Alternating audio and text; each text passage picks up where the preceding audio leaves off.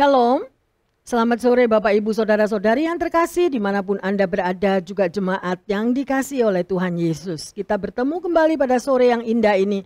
Mari kita mau siapkan hati, apapun yang menjadi pergumulan saudara dan saya. Tuhan sudah melihat dan Tuhan tahu bahwa selalu ada jalan keluar yang terbaik bagi saudara dan saya. Mari kita mau membuka hati bahwa saudara dan saya sudah diberi kuasa oleh Tuhan. Kita mau memuji, menyembah bersama-sama.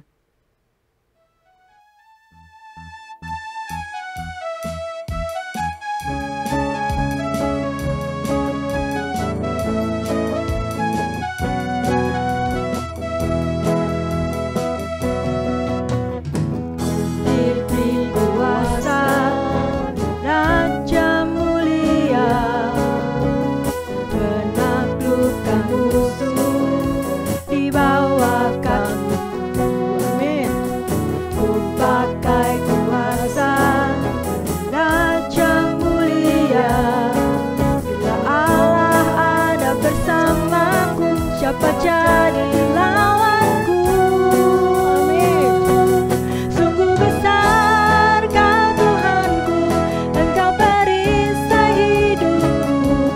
Ku berdiri dengan iman dalam Yesus Tuhan. Kau yang memberi kemenangan, ku bersorak merayakan. Terpujilah Engkau Raja segala raja. Haleluya. Sungguh besar Kau Tuhanku, Engkau perisai hidupku. Ku berdiri dengan iman dalam Yesus Tuhan. Kau yang memberi kemenangan, ku bersorak merayakan. Terpujilah Engkau Raja segala raja. Haleluya. Haleluya. Bangkitlah pujinya, Yesus Raja segala raja. Haleluya. Bangkitlah gerejanya, kita lebih dari pemenang. Haleluya. Lebih dari pemenang dalam segala perkara. Benar Tuhan. Bisa dikalahkan oleh kuasa darahnya. Jika Allah di pihak kita, siapa dapat melawan? Kita lebih dari pemenang. Haleluya. Kibarkanlah pujinya, Yesus Raja segala raja.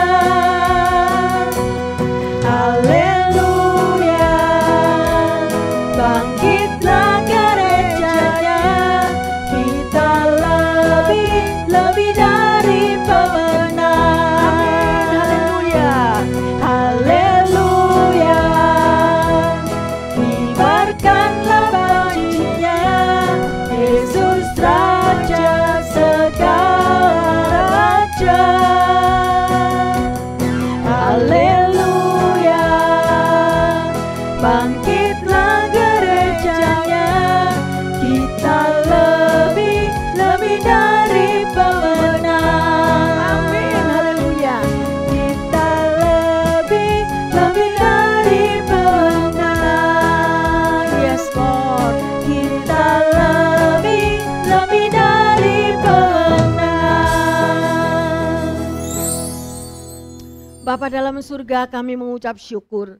Kami berterima kasih Tuhan, karena hidup kami hari demi hari senantiasa bersama dengan Engkau. Oleh karena itu Bapa, kami percaya bahwa apapun kalau sampai hari ini Tuhan, dengan COVID yang tidak kunjung selesai, dengan persoalan masalah yang sedemikian rupa bermacam-macam Tuhan, kami percaya bahwa tetap Tuhan ada bersama umat-Mu. Terima kasih Bapa, urapi setiap kami, Biarlah firman yang hendak Kau berikan kepada kami boleh membuka mata rohani kami, sehingga kami boleh mengerti akan kedudukan kami sebagai anak Tuhan. Agar kami lebih mengerti Tuhan, apa yang harus kami lakukan hidup di bumi ini ya Bapa. Terima kasih Bapa dalam surga, kami percaya bahwa urapan Tuhan ada pada setiap pendengar, ada pada juga kami yang ada di sini. Di dalam nama Tuhan Yesus, bahwa firman-Mu akan menjadikan berkat dan kekuatan bagi setiap kami yang mendengarnya. Di dalam nama Tuhan Yesus, kami berdoa. Haleluya. Amin. Bapak, Ibu, Saudara-saudari yang terkasih, kita akan belajar firman Tuhan pada sore hari ini. Kita percaya bahwa Tuhan ada rencana yang luar biasa, membimbing, membawa Anda jauh lebih dekat lagi, jauh membukakan firman-firman-Nya yang ada di dalam Alkitab, ya, sehingga menjadi anak Tuhan kita lebih mengerti apa yang harus kita lakukan. Dan tema pada hari ini adalah ketahuilah identitas dan otoritasmu. Karena banyak sekali anak-anak Tuhan yang mengaku anak Tuhan dan sudah menjadi anak Tuhan, tetapi tidak mengerti akan identitas dirinya. Tidak mengerti bahwa sebagai anak Tuhan kita juga mempunyai otoritas. Oleh karena itu Roh Kudus akan membukakan, Roh Kudus akan mengajarkan kepada saudara dan saya pada sore yang indah ini. Ya, oleh karena itu saudara, yang pertama sebelum kita akan lanjut di dalam firman Tuhan ini, kita harus percaya dan kita harus tahu seperti apa yang firman Tuhan katakan, bahwa saudara dan saya bukan berasal dari bumi ini. Ya, jadi nanti kita akan belajar dari mana. Karena rumah kita yang benar adalah di surga, bukan yang ada di bumi. Kita memang masih hidup di bumi, tetapi pada waktunya kita akan kembali ke rumah Bapa yang kekal. Ada amin? Haleluya. Mari kita bersama-sama membaca di dalam Yohanes 15 ayat yang ke-19. Yohanes 15 ayat 19. Sekiranya kamu dari dunia, tentulah dunia mengasihi kamu sebagai miliknya. Tetapi karena kamu bukan dari dunia, melainkan Aku telah memilih kamu dari dunia, sebab itulah dunia membenci kamu. Nah, yang terkasih, baca kembali, rekam di dalam hatimu, ya, percayalah seperti apa yang dikatakan. Oleh karena itu, kalau saudara dan saya tidak suka untuk membaca firman Tuhan, kita yang rugi. Seperti dikatakan di dalam Hosea 4 ayat 6, umatku binasa karena tidak mengerti akan kebenaran. Dan di sini kita lihat dengan jelas, sekiranya kamu dari dunia ini, tentulah dunia mengasihi kamu sebagai miliknya. Ya, kalau Anda ada yang begitu suka dengan dunia ini, tapi ingat pada satu hari kita akan pulang ke rumah Bapa di surga. Tetapi karena kita bukan dari dunia, ya, oleh karena itu saudara, Tuhan yang sudah memilih kita, maka dunia itu membenci saudara dan saya. Oleh karena itu selagi kita ada di bumi, banyak sekali masalah yang harus diselesaikan, banyak persoalan, banyak pertentangan, banyak semuanya yang salah paham atau apapun. Tapi kita percaya, kita serahkan kepada Tuhan. Dan Tuhan izinkan semua proses sedemikian untuk membentuk karakter kita. Saudara harus tahu bahwa karakter yang saudara dan saya miliki adalah yang pertama adalah pembentukan di dalam keluarga. Kalau pada waktu kita dibentuk di dalam keluarga tadi itu tidak benar atau kurang benar, karena saya tahu bahwa tidak ada keluarga yang perfect, tidak ada keluarga yang sempurna. Oleh karena itu saudara dan saya masuk di dalam proses pembentukan. Dan disitulah kita akan melihat bagaimana karya Tuhan Yesus campur tangan di dalam setiap kehidupan anak-anaknya. Mari ya, kita akan lanjutkan di sini. Jadi ayat di dalam Yohanes 15 nomor 19 ini itu adalah satu penegasan ya, bahwa setiap orang percaya kepada Tuhan adalah orang yang memiliki kewarganegaraan baru sebagai warga kerajaan surga. Jadi ingat, saudara dan saya adalah warga kerajaan surga. Amin. Meski secara fisik kita masih hidup di bumi ini, ya. Contohnya, dunia selalu menawarkan yang nikmat, yang indah, ya, kepuasan di dalam daging, ya, tetapi Tuhan menawarkan berbeda dengan apa yang ditawarkan oleh dunia ini. Sehingga ada kalanya kita dibenci selama kita hidup di dunia. Ya, jangan sampai kita bersahabat dengan dunia, karena itulah permusuhan dengan Allah seperti yang dikatakan di dalam Yakobus 4 ayat 4. Ya, persahabatan dengan dunia merupakan permusuhan dengan Allah. Dan di ayat 19a tadi dikatakan, sekiranya kita berasal dari dunia ini, tentulah dunia akan mengasihi saudara dan saya, karena kita adalah milik dunia. Dan kita sudah dipilih Tuhan untuk menjadi miliknya. Ya, setiap orang percaya kepada Tuhan adalah orang yang memiliki kewarganegaraan baru sebagai warga kerajaan surga. Dengan tanda petik, sekalipun Anda sudah dipilih dan Anda dikatakan di dalam Tuhan, manusia yang lama itu berubah menjadi manusia yang baru. Ya, dan kita adalah warga kerajaan surga, tetapi Tuhan tetap memberikan kehendak bebas kepada saudara dan saya. Pilihan ada di tangan kita. Apakah kita lebih nikmat, kita hidup sesuai dengan mau kita, daging kita, kepuasan kita di muka bumi, melepaskan Tuhan, urusan kita dengan Tuhan. Tetapi kalau saudara mau taat dan setia akan firman yang diberikan, ya, dikatakan bahwa engkau bukan dari dunia. Oleh karena itu mari kita lari di dalam pelukan Tuhan yang selalu memberkati hidup saudara dan saya. Amin. Ya, jadi jelas bahwa orang percaya yang berstatus milik Tuhan sepenuhnya itu bahwa kita bukan dari dunia.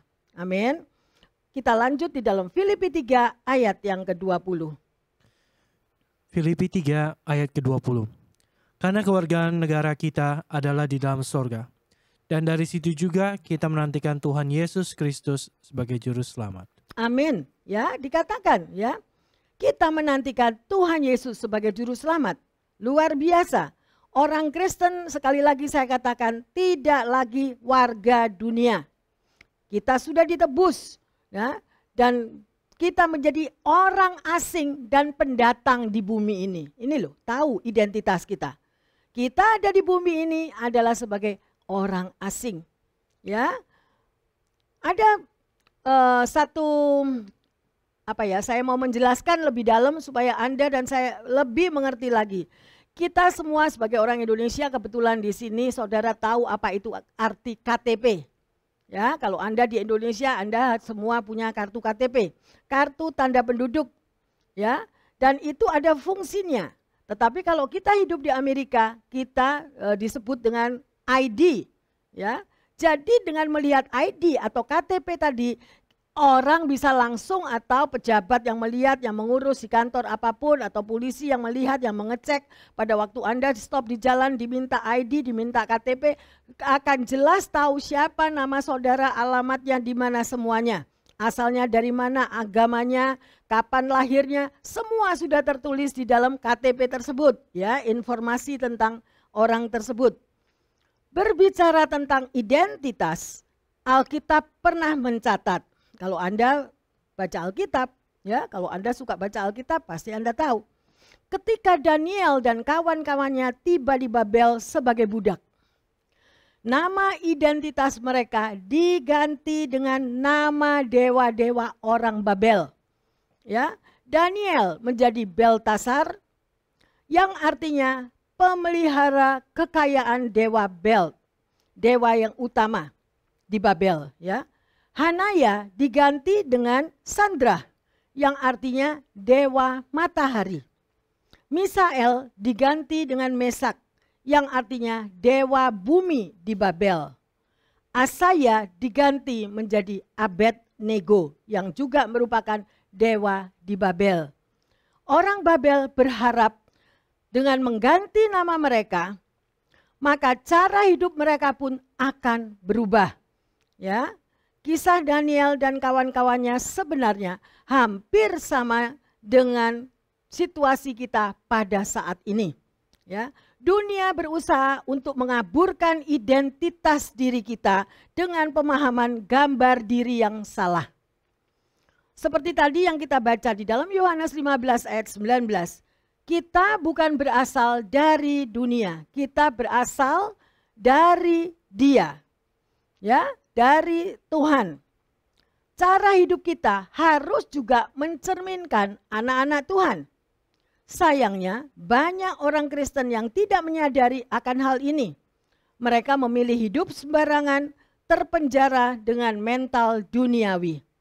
Hingga akhirnya menjadi contoh yang buruk bagi orang lain yang belum percaya. Artinya apa? Artinya menjadi batu sandungan buat orang lain, ya. Mengapa dunia membenci kita? Tadi saudara sudah tahu, karena memang kita bukan berasal dari dunia, ya.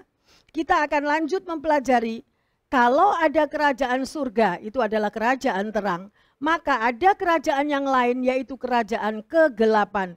Kita buka di dalam 1 Yohanes 5 ayat 19. 1 Yohanes 5 ayat 19. Kita tahu bahwa kita berasal dari Allah dan seluruh dunia berada di bawah kuasa si jahat. Ya, saudara, jelas kita lihat. Kita tahu bahwa kita berasal dari Allah. Saudara dan saya berasal dari Allah. Dan seluruh dunia berada di bawah kuasa si jahat. Oleh karena itu, kalau saudara tidak banyak berdoa, tutup bungkus selalu dari ujung rambut sampai telapak kaki dengan kuasa darah Yesus. Iblis selalu pasang radar kepada setiap kita dan dia mencari orang-orang yang dapat diserang. Hari ini luput, besok, ya, besok luput, lusa. Apalagi kalau itu sudah berpuluh-puluh tahun, ya, semuanya itu numpuk dan akhirnya menjadi bom. Nah, berarti Anda dan saya membutuhkan keselamatan. Dan keselamatan di bawah kolong langit itu tidak ada, hanya di dalam nama Tuhan Yesus. Amin.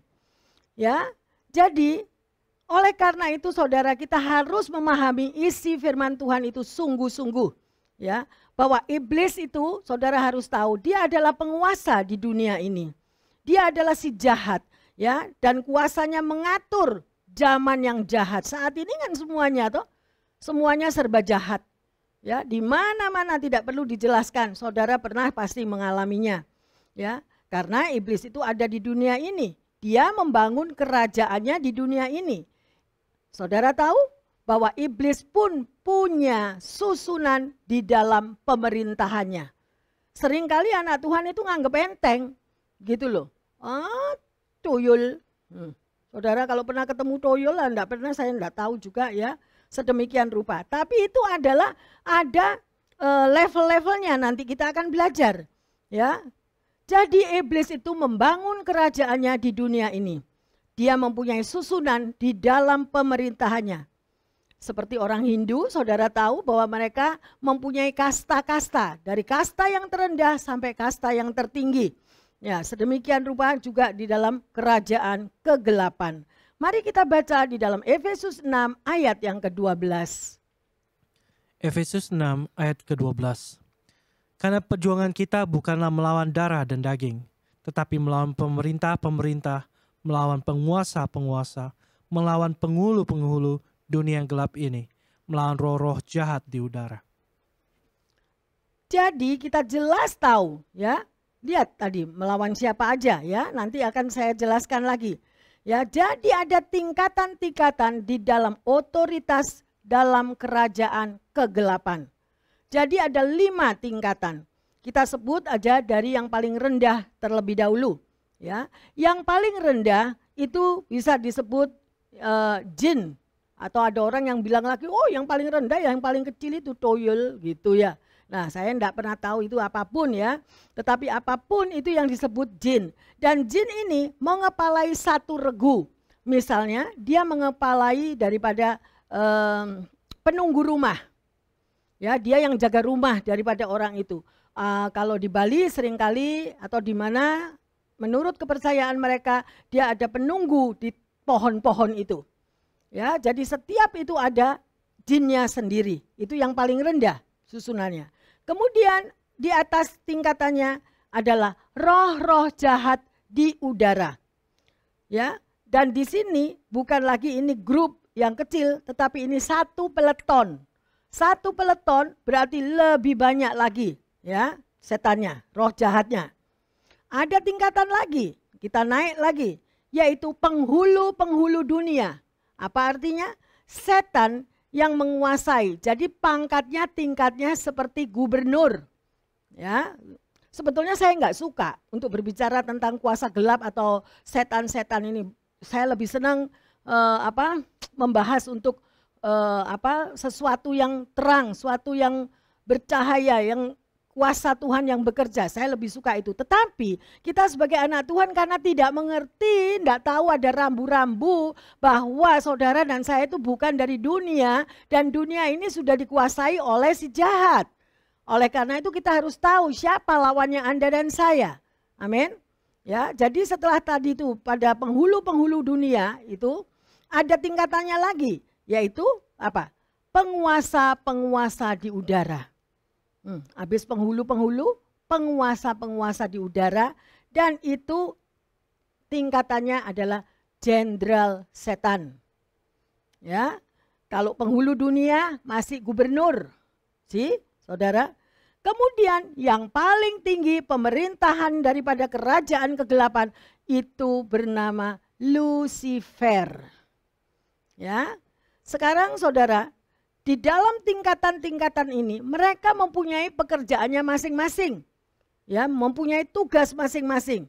Ya, di dalam jabatannya tersebut. Misalnya security, tugasnya apa? Atasnya security apa? Ada lagi sedemikian rupa. Ya, tetapi inilah di dalam kerajaan kegelapan. Setan mempunyai tingkatannya. Kalau Anda menganggap remeh akan hal itu, kita akan digiles. Umatku binasa karena tidak mengenal. Nah sekarang dibukakan untuk saudara mengetahuinya. Oleh karena itu hati-hati. Kalau Anda berdoa bagi seseorang tapi diri kita sendiri gak beres, maka itu akan masuk di dalam diri kita. Oleh karena itu saya menghimbau bereskan diri kita. Ya, supaya saudara menjadi alatnya Tuhan, melayani Tuhan. Amin. Ya, Bapak Ibu saudara-saudari yang terkasih, kita belajar dan kita harus tahu bahwa saudara dan saya adalah milik Tuhan. Ya, dan di bumi ini bukanlah rumah kita. Oleh karena itu banyak orang yang kompetisi. Waduh ini rumahnya bagus, ini di pinggir pantai. Waduh itu lebih bagus lagi di Malibu atau di mana aja. Ya, jadi mereka itu kompetisi hidup dengan daya tingkat yang dilihat oleh mata dunia. Kalau tetanggaku punya yang hebat gini, aku punya harus juga punya lebih hebat. Ya, itulah cara iblis untuk menjebak saudara dan saya. Karena malu, ya, prestis, ya. Tetapi lebih baik kita justru membanggakan apa yang kita punya di dalam Tuhan. Ya, sungguh luar biasa. Sedemikian rupa, Bapak Ibu yang terkasih, ya. Setan selalu mencari mangsa bagi semua orang yang dapat dipikat oleh kenikmatan dunia dan akan menjadi milik dunia. Ya, atau saudara bilang, "Lu gimana kok manusia bisa dipikat oleh setan?" Ya, karena ada ciri-ciri dari mereka. Orang yang tidak memiliki hubungan pribadi dengan Tuhan, tidak mempunyai hubungan sering berrelationship melalui doa, pujian, penyembahan. Ya, itu berarti orang yang kosong, orang yang ringan, dan disitulah iblis mulai masuk menyusup. Ya, misalnya kapan saya katakan bahwa saya mendapatkan sesuatu tentang jubah. Ya, tentang ada 3, yaitu orang yang memakai jubah, ya. Kemudian orang yang memakai baju compang-camping dan orang yang telanjang. Dan iblis selalu memakai alat untuk mengganggu saudara dan saya melalui apa? Harga diri yang tersinggung, kecewa, marah. Ya, kalau kita mulai dipancing oleh si jahat supaya Anda dan saya marah dan kecewa, baju yang diberikan pada waktu kita baptisan tadi, jubah, itu menjadi baju yang compang-camping. Kemudian kalau kita terus bergelut, bergelimang dengan dosa, akhirnya kita ini telanjang.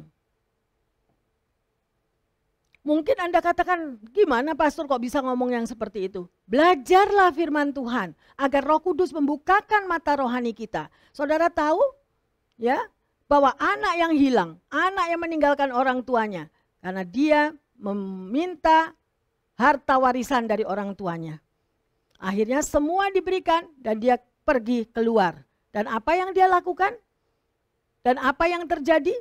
Dia sampai hidup terlunta-lunta dan makan dari makanan babi. Why? Karena dia sudah setingkat dengan babi. Yang dulunya anak kerajaan, yang dulunya anak bapa di surga, yang menikmati semua kedudukannya hanya karena iri hati dengan kakaknya atau iri hati dengan semuanya dan dia mau minta harta warisan itu. Dosa iri hati itu parah loh. Nggak ada yang bisa membereskan. Nggak bisa, kecuali diri kita sendiri dengan Tuhan. Jangan firman Tuhan 10 perintah Allah. Jangan ingin akan harta milik sesamamu. Ya, jangan iri dengan apa yang orang lain punya. Kita nggak tahu, mungkin kita lihat, waduh orang itu kaya raya punya rumah di Malibu. Tapi kita apa tahu kalau orang itu mulai tiarap dari bawah terlunta-lunta dulunya. Hanya karena tabah, kerja keras sampai Tuhan memberkati hingga mereka mengalami berkat-berkat dari Tuhan. Firman Tuhan bukan untuk memojokkan, bukan untuk menempelak orang lain, tetapi firman Tuhan diberikan oleh Tuhan untuk saudara dan saya bisa menjadi berkat dan terang bagi orang lain yang tersesat. Jangan ikut tersesat. Kalau ada orang lain yang tersesat, Anda tahu firman Tuhan. Seperti saya diingatkan salah satu jemaat. Yehezkiel 3, 16-21. Nah, sedemikian kita harus mengingatkan orang tersebut kalau kita sayang. Ya, tetapi maukah kita dengan rendah hati untuk ditegur? Firman Tuhan ya dan amin. Ya, kita lanjut. Sedemikian rupa, ya. Jadi orang yang bisa dipikat oleh si jahat, dia akan menjadi milik dunia. Pasti dia kena, ya.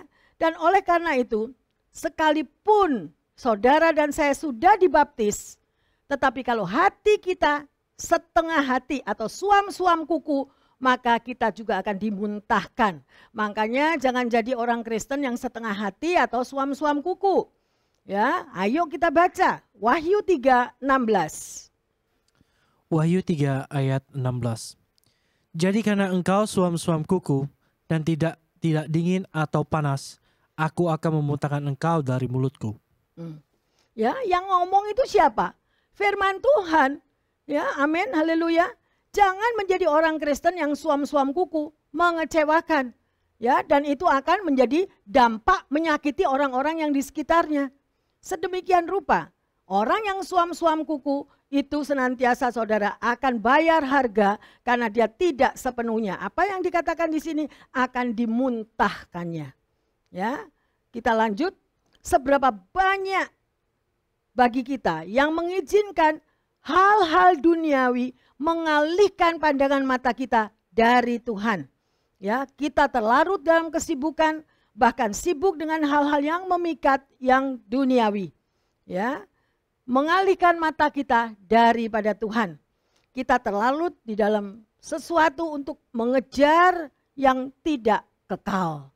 Ya, pokoknya semua yang di luar Tuhan itu semuanya tidak kekal. Sementara api kasih kita kepada Tuhan akhirnya apa? Yang dulunya berkobar-kobar pada waktu kita ketemu Tuhan, berkobar-kobar pada waktu kita mau dibaptis atau sesudah dibaptis, akhirnya menjadi padam. Ya, dan sedemikian rupa. Dan sedemikian akhirnya pelayanan yang dulu saudara menggebu-gebu, akhirnya menjadi apa? Surut. Karena kesibukan dunia yang harus kita jalani, akhirnya kita menjadi kering dan kita tidak sepenuh hati lagi dengan Tuhan. Tapi sekali lagi saudara, di dalam Tuhan Yesus tidak ada pemaksaan. Tidak ada yang dipaksa untuk melayani Tuhan. Ya, sedemikian rupa itu adalah kehendak bebas kita seperti 10 orang kusta yang disembuhkan. Tuhan tidak menuntut, 10 balik lu ngomong terima kasih sama Tuhan. Enggak. Tuhan kasih kehendak bebas dan berapa yang kembali? 1. Ya, sedemikian rupa juga saudara dan saya. Firman ini adalah untuk mengingatkan kita betapa firman Tuhan itu menjadi jalan keselamatan di dalam Anda mendaki sampai pada waktunya Tuhan memanggil kita. Amin. Ya, sedemikian rupa. Kalau kita sebagai anak Tuhan dan kita suam-suam kuku dan kita tidak mentaati apa yang difirmankan oleh Tuhan, bahkan perbuatan kita lebih daripada perbuatan orang dunia yang negatif. Buat apa jadi anak Tuhan? Ya, itu firman Tuhan yang ngomong. Ya, lebih baik kalau pada waktu Anda mau dibaptis pikir 1 juta kali. Saya menghimbau. Ya, karena banyak orang yang setengah hati tidak memelihara imannya, tidak memelihara loyalitasnya, ya, dan sedemikian rupa akhirnya apa? Terhilang. Yudas, siapakah Yudas itu? Yudas itu murid yang dipilih Yesus loh. Ya, dia juga disayang. Tetapi semuanya adalah pilihan sendiri. Oleh karena itu, belajarlah firman Tuhan. Ya, lakukanlah firman Tuhan. Anda membaca firman Tuhan dan melakukan firman Tuhan itu satu paket loh. Satu paket, enggak bisa. Oh, cuma baca, tapi melakukan enggak mau, enggak bisa. Sama aja bohong. Ya.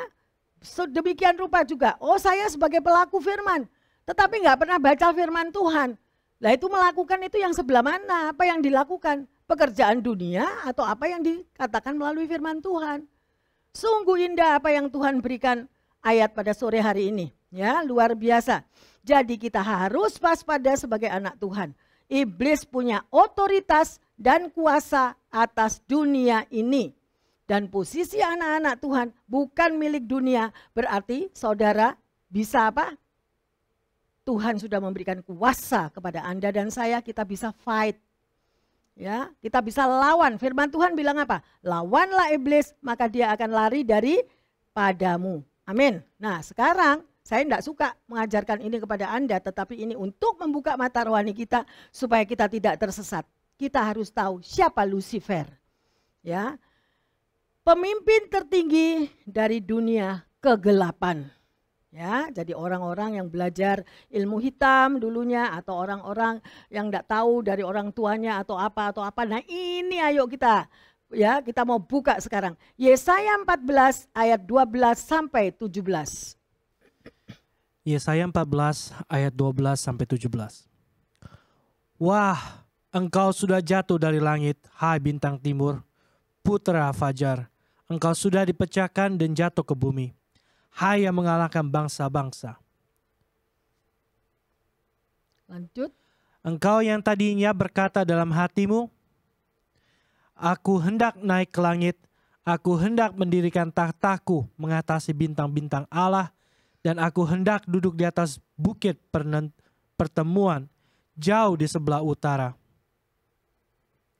Aku hendak naik mengatasi ketinggian awan-awan, hendak menyamai yang maha tinggi. Sebaliknya, ke dalam dunia orang mati engkau diturunkan, ke tempat yang paling dalam, di liang kubur. Orang-orang yang melihat engkau akan memperhatikan dan mengamati engkau. Katanya, inikah dia yang telah membuat bumi gemetar dan yang telah membuat kerajaan-kerajaan bergoncang, yang telah membuat dunia seperti padang gurun dan menghancurkan kota-kotanya, yang tidak melepaskan orang-orangnya yang terkurung pulang ke rumah. Bapak, Ibu, Saudara-saudari yang terkasih, baca lagi dengan cermat Yesaya 14, 12 sampai 17 ini. Ketahuilah siapakah lawan kita. Anda tidak akan bisa melawan itu seorang diri. Oke? Oleh karena itu mengapa kita ada komunitas? Karena kita saling bergandeng tangan satu dengan yang lain. Karena rumah kita bukan ada di bumi ini. Oleh karena itu, kalau kita sudah mendengar dan saudara tahu tadi kita pelajari di sini, Lucifer adalah tingkatan daripada si jahat yang paling tinggi. Dan itu ada. Oke? Jangan anggap enteng. Sekalipun Tuhan mengatakan dalam firman-Nya, Tuhan penguasa langit dan bumi. Yes. Tuhan yang mengatur segala-galanya. Tuhan lebih besar dari segala kuasa kegelapan. Betul. Tetapi posisi saudara dan saya itu ada di mana? Kita ini anak Tuhan yang setia, anak Tuhan yang loyal, anak Tuhan yang takut akan Tuhan, melakukan firman-Nya, dan di situ Tuhan pasti bela. Tetapi kalau kita perilaku kita ini setengah-setengah, ya kita jadi mangsanya Lucifer ini. Saya katakan ini supaya Anda bisa memperbaiki dirimu, hati-hati. Apa yang ditabur orang itu pasti akan dituainya. Ya, jadi kalau Anda misalnya Anda yang dimaki-maki orang, ucap syukur nggak apa-apa. Karena orang itu tidak maki-maki Anda, orang itu maki-maki Tuhan. Dia urusan sama Tuhan. Oke? Dan Lucifer ini kita harus tahu, ya. Dia itu digambarkan sebagai bintang yang melebihi bintang-bintang yang lain. Bintang timur putra fajar. Coba sampai disebut demikian. Sebelum Tuhan menciptakan manusia, Tuhan menciptakan malaikat berlaksa-laksa atau triliun. Ya, malaikat yang pertama itu adalah yang terkuat. Mikael adalah jenderalnya malaikat. Yang kedua, Gabriel itu adalah penghulu para malaikat. Dan yang ketiga adalah Lucifer, diciptakannya dengan badai nyala api. Ya, jadi atau disebut lagi dia suara cahaya. Jadi Lucifer ini ya diciptakan dengan badai nyala api. Ya. Oleh karena itu banyak orang yang menyatakan ya kepercayaan setan itu diciptakan dari api. Ya. Maka keluarlah suara cahaya. Kemudian Lucifer ini membawai sepertiga dari malaikat Tuhan. Jadi ada grup itu di surga. Ya. Lucifer membawai sepertiga malaikat Tuhan di surga. Dibawa sama dia menjadi pengikutnya malaikat jahat ini. Ya, yang 2/3 adalah tadi Mikael dan Gabriel. Itu yang bersama dengan Tuhan. Ya, oleh karena itu sore hari ini kita boleh membuka mata kita sebesar-besarnya. Jangan kita menyalai firman Tuhan. Rumahmu bukan di bumi, rumah kita di surga. Amin. Ayo kita saling berebutan, aku mau ikut Tuhan. Ya, tapi kalau saudara mengatakan, oh aku bisa kok mengalahkan Lucifer, up to you. Ya, Tuhan hanya menghimbau, mengencourage. Ya, mari kita lihat di dalam Ibrani 1 ayat yang ke-7. Ibrani 1 ayat ke-7.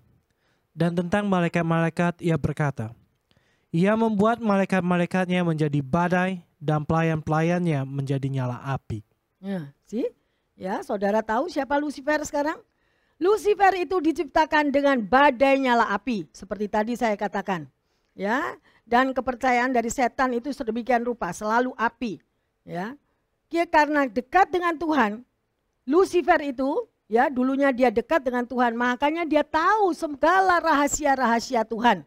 Ya, dan Lucifer mau menjadi Tuhan. Nah, disitulah terjadi pemberontakan di surga. Lucifer mengkudeta Tuhan. Yang sepertiga ikut dia, yang 2/3 itu berpihak kepada Tuhan. Maka terjadilah pertempuran dan Lucifer dibuang ke bumi. Ya, makanya rugi kita jadi anak Tuhan, hidup di bumi tapi tidak berawas-awas, hidup di bumi tidak memakai perlindungan kuasa Tuhan. Kita yang rugi. Ya, kalau ada masalah baru kita teriak-teriak. Ya. Sedemikian rupa, ayo lanjut. Yesaya 14 ayat 12 sampai 15. Yesaya 14 ayat 12 sampai 15. Wah, engkau sudah jatuh dari langit, hai bintang timur, putra fajar. Engkau sudah dipecahkan dan jatuh ke bumi, hai yang mengalahkan bangsa-bangsa. Engkau yang tadinya berkata dalam hatimu, aku hendak naik ke langit, aku hendak mendirikan tataku mengatasi bintang-bintang Allah, dan aku hendak duduk di atas bukit pertemuan, jauh di sebelah utara. Aku hendak naik mengatasi ketinggian awan-awan, hendak menyamai yang maha tinggi. Sebaliknya, ke dalam dunia orang mati engkau diturunkan ke tempat yang paling dalam di liang kubur. Haleluya. Saudara baca lagi, tanamkan di hati, meteraikan di hati. Nggak takut itu ayat 15. Benar-benar ini pada saat Lucifer dibuang ke bumi. Ya, dan kita tahu tadi pada ayat 13, mengapa sedemikian rupa? Karena Lucifer mau menyamai Tuhan. Ya, berarti apa? Ada kesombongan. Orang yang sombong pasti jatuh. pasti jatuh. Ya, nggak perlu diingatkan. Misalnya orang tua yang mengingatkan anak, anak yang diingatkan marah-marah, bentak-bentak, yelling, screaming, up to anak itu. Dia urusan sama Tuhan. Ya, orang tua satu saat dipanggil oleh Tuhan dan dia akan bayar harga apa yang dia lakukan, yang dia tabur kepada orang tuanya. Sedemikian rupa. Dan di sini dikatakan pada ayat yang ke-15 ini, camkan dengan sungguh-sungguh, sebaliknya ke dalam dunia orang mati engkau diturunkan. Ke tempat yang paling dalam di liang kubur. Makanya kalau ada masalah apa-apa kepingin mati. Karena apa? Karena dosanya. Bukan dari Tuhan, bukan dari siapa? Iblis itu. Ya, hati-hati. Firman Tuhan itu makanya harus belajar. Belajar. Ya. Menikmati firman Tuhan itu sungguh-sungguh. Ya, siang malam kita menggali, minta urapan dari Tuhan. Ya, mungkin orang tua ngomong masuk kiri keluar kanan, pastor ngomong keluar kiri ya, keluar kanan, terserah. Tapi kita hanya menyampaikan berita keselamatan dan keselamatan itu hanya di dalam nama Tuhan Yesus melalui firman-Nya. Ya, misalnya saudara datang dari Indonesia datang ke Amerika, dikasih tahu kamu drive di sebelah mana. Enggak mau. Aku mau drive di sebelah ini, urusanku gitu. Ya udah ketangkep sendiri. Ya, semua itu punya rambu-rambu. Diperlukan ketaatan. Ya. Adam dan Hawa diberikan tempat yang indah di surga. Cuma dibilang jangan makan buah yang dari satu pohon ini. Apa dia mau? Karena Adam dan Hawa mau menjadi seperti Tuhan. Dia ditipu oleh iblis. Berapa banyak anak-anak Tuhan pikirannya ditipu oleh iblis, kesombongannya ditipu, bangkit semuanya. Akhirnya apa? Adam dan Hawa juga keluar dari Taman Firdaus. Ya, sekali lagi saya mau katakan, tabur tuai. Oleh karena itu kita bersyukur dan bersuka cita karena Tuhan itu memberikan hukum keadilan yang luar biasa. Ya, mari kita lanjut di sini. Ya, kenapa setan itu marah pada waktu dia dibuang ke bumi ya? Dan akhirnya apa? Mencari mangsa kepada manusia. Kenapa? Karena Adam dan Hawa itu manusia, dia juga dibuang ke bawah. Nah, sekarang si Lucifer ini punya saingan, adalah manusia. Dan disitulah mulai manusia ini selalu diserang oleh Lucifer. Ya, ayo kita mau pelajari terus firman Tuhan ini. Suatu kebanggaan bagi Lucifer bisa menjatuhkan manusia. Ya. Hewan yang pertama kali yang dipakai menjadi lambangnya di dunia, yaitu ular. Kalau saudara pernah pergi ke dukun-dukun atau saudara pernah pergi ke black magic, semua lambangnya itu kebanyakan ular. Ya, di dunia okultisme banyak memakai lambang ular. Kemudian ada lagi yang paling gede. Ular yang paling gede apa namanya? Naga. Ya, ayo dari mana? Kita baca di Wahyu 12 ayat 7 sampai 9. Wahyu 12 ayat ke-7 sampai ke-9. Maka timbullah peperangan di sorga. Mikael dan malaikat-malaikatnya berperang melawan naga itu. Dan naga itu dibantu oleh malaikat-malaikatnya. Tetapi mereka tidak dapat bertahan. Mereka tidak mendapat tempat lagi di sorga. Dan naga besar itu, si ular tua yang disebut iblis atau Satan, ia menyesatkan seluruh dunia, dilemparkan ke bawah, ia dilemparkan ke bumi bersama-sama dengan malaikat-malaikatnya. Amin. Saudara ngerti sekarang? Jadi naga itu pun, ular tua itu dilemparkan ke bumi. Kalau saudara tidak melekat kepada Tuhan setiap hari, setiap waktu, makanya ada firman yang mengatakan berjaga-jaga dan berdoalah. Karena lawanmu si iblis itu muter-muter, siap mencari mangsa yang bisa diterkamnya. Kalau orang itu bisa diterkam, ya salahnya siapa? Nanti marahnya sama Tuhan. Tapi baca firman itu, bumi ini punyanya siapa? Ya, saudara sudah tahu ada ular, ada naga bersama malaikat-malaikat kegelapan. Haleluya. Jadi Bapak Ibu Saudara-saudari yang terkasih, sore hari ini kita sudah belajar posisi dan identitas kita sebagai anak Tuhan yang hidup di dunia ini. Ya, mengenali bahwa ada kerajaan kegelapan di bumi ini, ya, yaitu kerajaan kegelapan yang diawali oleh Lucifer tadi.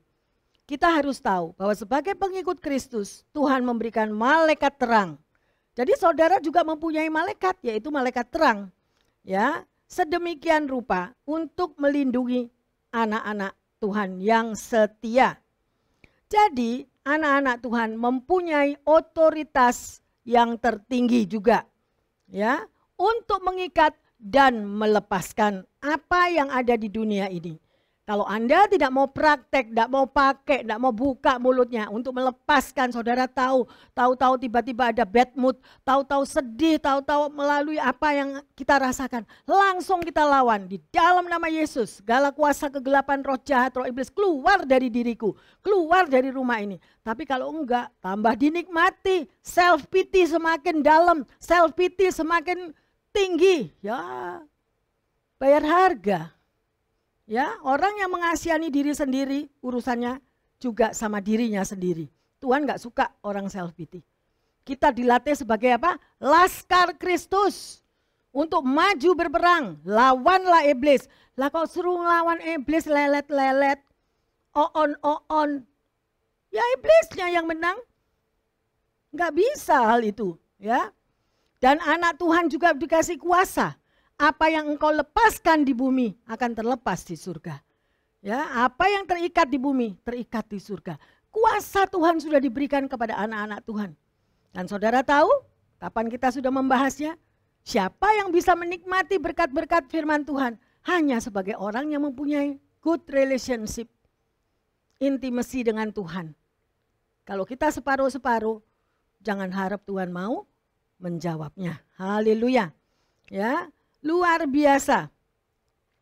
Kalau anak Tuhan sampai jatuh di dalam dosa, Tuhan Maha Pengasih, Maha Penyayang.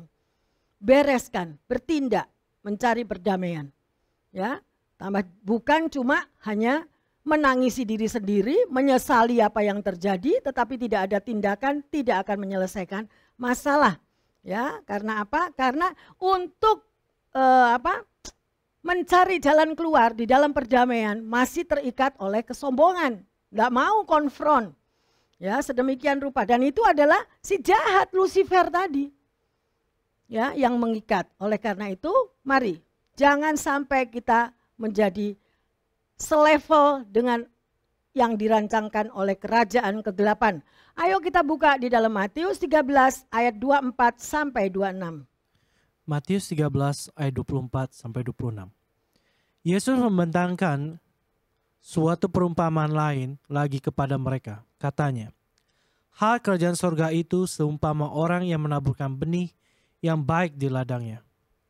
Tetapi pada waktu semua orang tidur, datanglah musuhnya menaburkan benih lalang di antara gandum itu lalu pergi. Ketika gandum itu tumbuh dan mulai berbulir, nampak jugalah lalang itu. Sedemikian rupa kita tahu ya. Saudara jelas, kalau saudara belum mengerti, baca lagi, resapi lagi. Dikatakan bahwa setiap hari ketika orang itu tidur. Tidur di sini bisa diartikan orang itu tersebut betul-betul tidur pada waktu malam. Atau orang itu lengah. Ya, atau orang-orang itu tidak tahu bahwa ada peperangan rohani. Ya, sedemikian rupa di alam roh selalu iblis itu menabur-naburkan roh-roh intimidasi, roh-roh kebencian, kemarahan, tersinggung, sensitif. Itu semua ditaburkan oleh si jahat. Terlebih kalau Anda sebelum tidur, Anda tidak berdoa, ngantuk langsung, tidak tahu kemana. Tidak doa, tidak ada proteksi diri. Ya, sedemikian rupa dan itu yang menjadi mangsa. Ini firman loh yang ngomong. Ya, pada waktu semua orang tidur, datang siapa? Nah, musuhnya menaburkan apa? Benih lalang. Jadi kalau saudara tidak mau dipenuhi oleh kuasa-kuasa si jahat tadi, jangan lengah. Saya menghimbau, jangan lengah. Setiap kita punya kehendak bebas. Saudara mau minta perlindungan Tuhan atau saudara merasa kuat, aku gak butuh perlindungan Tuhan. Up to you, ya, sedemikian rupa. Ya, jadi sedemikian rupa. Banyak-banyak roh-roh yang negatif. Ya, apapun yang negatif ke karakter-karakter yang buruk, depresi, ketakutan, ya, Semuanya yang tidak perlu saya bukakan di sini. Saudara tahu kok siapa yang apa arti kata-kata positif, apa kata-kata negatif, kita tahu semuanya. Perbuatan negatif, perbuatan positif, saudara juga pasti tahu. Ya, sedemikian rupa. Dan siapa orang yang suka diserang? Ya, saudara harus tahu. Yaitu orang yang kadang pekerjaannya itu bukan menyatu dengan Tuhan. Ya, artinya apa? Suka melamun. Ya, atau kita lagi main segala macam lah, apa yang disebut yang macam-macam. Ya, saudara bisa pikir sendiri di sini. Ya, dan itu semuanya membawa kita kepada roh kebingungan. Dan kalau Anda sudah di dalam roh kebingungan, saudara tidak tahu memutuskan mana yang benar, mana yang salah. Mana yang baik, mana yang jahat. Sudah tidak tahu, kabur. Pokoknya aku bisa memuaskan hatiku. Aku puas kalau aku bisa bunuh orang itu. Aku puas kalau aku bisa begini-begini. Up to you, kata Tuhan. Setiap apa yang kau tabur engkau juga tuai. Saya cuma mengingatkan, ketahuilah identitas dan otoritasmu. Identitas anak Tuhan, engkau selayaknya menerima berkat Tuhan. Otoritas kita adalah kita mampu untuk melawan si jahat kalau kita hidup benar. Amin. Ya, kuasa darah Yesus itu senantiasa menyertai hidup saudara dan saya. Ya. Oleh karena itu, mari kita koreksi diri. Apakah kita mempunyai hubungan intim dengan Tuhan? Hubungan yang akrab dengan Tuhan adalah kunci di dalam kita menjalani hidup di dunia ini. Dan kita mampu menundukkan manusia daging kita. Sekali lagi, sebagai anak Tuhan, selalu sadar, berani mengambil keputusan untuk melakukan apa yang Tuhan katakan dan ajarkan di dalam firman Tuhan. Sebagai pengikut Yesus, Tuhan juga memberikan, sangkal dirimu, pikul salib, ikutlah aku. Ya, sekalipun kita 70 tahun ikut Tuhan, tetapi tidak pernah bisa untuk menyangkal diri, tidak mau memikul salib, sia-sia. Berakhir dengan, ya saudara bisa jawab sendiri, saya tidak akan jawab. Ya, dan saudara juga harus tahu, sebagai anak Tuhan adalah saudara anak raja. Kalau posisi saudara dan saya anak raja, kita mempunyai warisan dari kerajaan surga. Karena anak raja. Nah sekarang pilihan, kita mau kembali menjadi anak raja atau kita mau menjadi anaknya kerajaan kegelapan, terserah kita. Ada seseorang yang di sini bernama William Hegel. Dia mengatakan ajaran terbesar dari sejarah adalah manusia yang tidak mau tunduk pada ajaran sejarah. Sebagai anak Tuhan adalah anak raja yang sudah ditebus dengan pengorbanan Tuhan Yesus di atas kayu salib. Dan itu adalah sebuah sejarah yang nyata. Karya penebusan untuk keselamatan saudara dan saya sudah dilakukan oleh Yesus. Ya, karena Tuhan Yesus tahu bahwa kita hidup di bumi ini bukan rumah kita. Anda dan saya dikelilingi oleh serigala-serigala. Dan banyak tanda petik, Bapak Ibu Saudara-saudari yang terkasih, serigala berbulu domba. Pada waktunya Anda akan tahu, dari buah-buahnya kita akan tahu siapakah saya, siapakah teman kita, siapakah diri kita. Ya, firman Tuhan yang berbicara. Amin. Haleluya. Alkitab adalah sebuah sejarah yang nyata. Dan sebagai anak Tuhan kita harus tahu identitas dan otoritas anak raja yang sudah diberikan bagi saudara dan saya. Amin. Hari ini Bapak Ibu Saudara-saudari yang terkasih, kita sudah belajar akan firman Tuhan untuk Anda mengenal dan mengetahui identitas dan otoritas kita. Bagaimana hubungan pribadi kita dengan Tuhan? Itu yang nomor satu. Yang kedua, bagaimana saudara dan saya bisa mempertahankan identitas dan otoritas tersebut sebagai anak Tuhan? Yang ketiga, bagaimana kita bisa menjaga tubuh, jiwa, dan roh kita terhadap serangan si jahat? Ya, hari ini Tuhan mengetuk hati saudara dan saya. Tundukkanlah hatimu, mulailah berbalik dari jalan hidup kita sendiri. Kembalilah kepada Tuhan, akuilah bahwa Anda dan saya membutuhkan Dia di dalam setiap langkah kehidupan. Ingatlah bahwa fondasi kekristenan kita akan membawa Anda untuk mengenal identitas dan otoritas kita sebagai anak Tuhan. Amin. Dan sebagai ayat emas, kita membaca Mazmur 141 ayat 3 dan 4. Mazmur 141 ayat 3 dan 4. Awasilah mulutku ya Tuhan, perjagalah pada pintu bibirku. Jangan condongkan hatiku kepada yang jahat untuk melakukan perbuatan-perbuatan yang fasik bersama-sama dengan orang-orang yang melakukan kejahatan, dan jangan aku mengecap sedapan mereka. Amin. Ayat ini sangat penting, Bapak Ibu Saudara-saudari, baca lagi dan resapi. Ya, hari ini kita sudah belajar, Tuhan sangat baik mengajarkan kepada saudara dan saya tentang identitas dan otoritas kita sebagai anak Tuhan. Mari bersama-sama dengan kami yang ada di sini kita mau membuka hati bahwa Tuhan telah memilih saudara dan saya. Haleluya.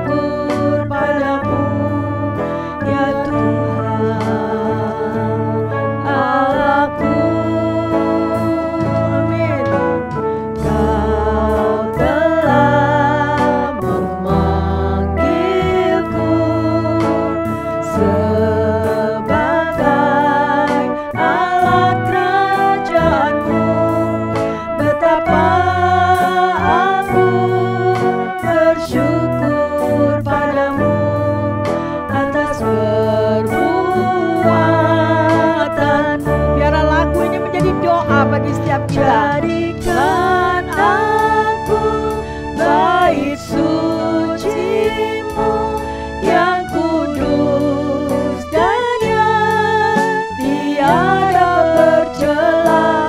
Jadikan aku mezbah doa-Mu bagi keselamatan bangsaku. Haleluya.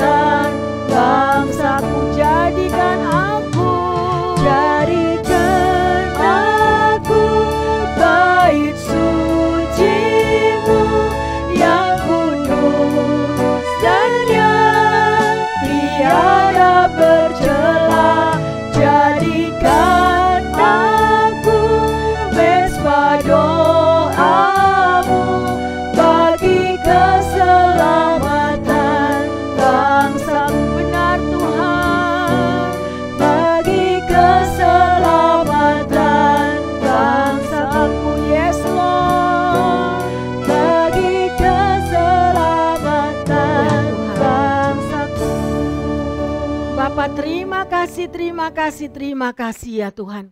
Engkau sudah menegur kami Tuhan. Sehingga kami boleh mengerti akan kedudukan sebagai anak Tuhan. Kedudukan kami untuk kami mengerti akan identitas kami dan otoritas kami Tuhan. Bahwa kami hidup di dunia ini Tuhan tidaklah sedemikian rupa apa yang kami bayangkan.